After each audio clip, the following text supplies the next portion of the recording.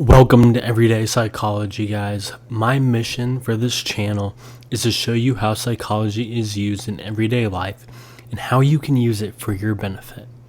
We will go deep into topics such as influencing, reading body language, emotions of others, social media, and other real-world events with the psychology behind them. Now, this channel is for informational purposes only, so let's get into our first video. Are you ready to learn about how you are being influenced every day and how consequences determine your behavior? Let's go. Thank you for watching Everyday Psychology. Make sure to like the video and subscribe down below.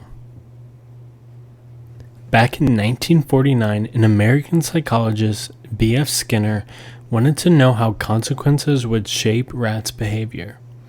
He conducted his experiments using rats in his own box. Inside the box was a lever, a light, a food dispenser, a button, and an electrical floor. For the first part, the rat was trained to hit the lever to get some food. When the same rat was exposed to the box multiple times, it learned how to get the food faster each time. The second part was the electrical field on the bottom that would shock the rat until it pressed the button. With each time the rat saw the light, which warned the rat it was about to be shocked, and each time that it learned faster how to shut it off by pressing the button. He figured out there was a relationship between behavior and consequence, and how the consequences influence behavior. This is called operant conditioning. There are two components: reinforcements and punishments. First, reinforcements are when you want to increase a desired behavior. Let's say someone in your family or your partner has a bad habit of not cleaning up their dishes after cooking, and this behavior just drives you insane. You keep asking yourself, why is it so hard for them to do this? Well, the next time you ask them to clean up, give them a sweet candy treat or an I love you with a kiss if they completed it. This will increase the likelihood of the behavior being done again because there was a reward afterwards. This is an example of positive reinforcement.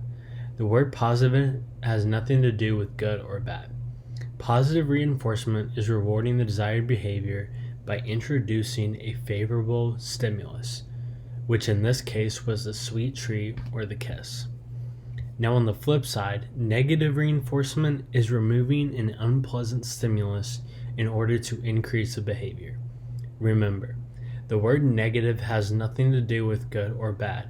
It is simply stating adding or removing a stimulus. How well did you keep your room clean when you were a kid? Was it always spotless, or did your parents have to continually nag you to clean it up?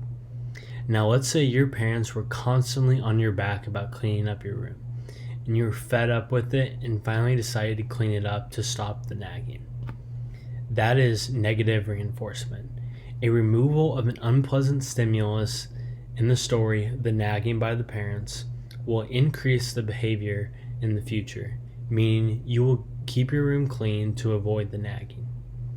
Another common example is the beeping sound in most cars to put on your seatbelt when driving. You put on the seatbelt to remove the noise from the car. By removing the beeping sound, you increase the behavior of putting on your seatbelt. Now, the second part of operant conditioning is punishments. Now, I'm guessing you can figure out what punishments do. Their goal is to decrease a certain behavior by adding something unpleasant, which is positive punishment, or removing something that is desired, which is negative punishment. Imagine a high schooler is out on a Friday night having fun with their friends. They can't miss the best party of the year. It was so fun that they lost track of time and missed their curfew. It was the third weekend in a row that it happened, and their parents decided it's time to punish their kid. The parents decide that they have to do more chores throughout the week, and their curfew increased by an hour. That is positive punishment. The rules are the added stimulus to decrease the behavior of staying out past curfew. But imagine those same parents decided to take away their kid's phone for punishment. That would be negative punishment because there was a favorable stimulus that was taken away. As you would think, there are some consequences to punishments that aren't always the best. B.F. Skinner himself pointed out that people learn how to avoid getting caught rather than how to behave properly. Anyone knows that whenever a teenager gets caught misbehaving, that doesn't always change their behavior. The kid might just get better at hiding it from their parents. Also, punishments can start to become associated with negative emotions such as fear and anxiety. A kid can start to become overwhelmed by a certain parent or a place such as school. Reinforcements are a much better way of shaping behavior, mostly because everyone likes rewards. Take the Premack Principle, for example. You know the cliche saying every parent has tried on their kid. Eat your vegetables and then you will get dessert. This is the Premack Principle 101. Using a higher value activity to reinforce a lower value activity. Another common reinforcement strategy is using a token system that can be exchanged for items worth a certain amount of coins, most commonly used in schools. Have you ever wondered why most people seem to always fall short of their goals? It's because they aren't reinforcing their behavior enough. Try this in your own life. First, decide on a goal that is attainable. Now decide what your reward will be and how often you will be rewarded. The key is to not go too long without reinforcing the behavior. For example, you want to go to the gym 4 times a week. Well, after the 4th workout of the week, you stop by your favorite smoothie shop and get a smoothie you enjoy. This will reinforce the behavior of going to the gym. Finally, if needed, make changes to your reinforcement or the schedule.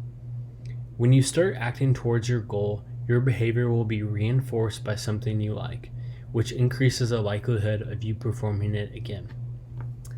There is a funny scene in The Big Bang Theory where Sheldon tries to use operant conditioning on Penny. I will link a video in the bio if you want to check it out. Thank you to all of you that stuck around to the end of this video. I want to teach these psychology topics so you start to become aware of yourself and others' actions.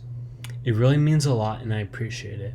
I'll be trying to make weekly videos. If not, they will be at least every 2 weeks. For daily psychology content, make sure to follow our Instagram at everyday.psychology_. Tune in to our next video on the dark side of social media and are we creating a generation of addicts?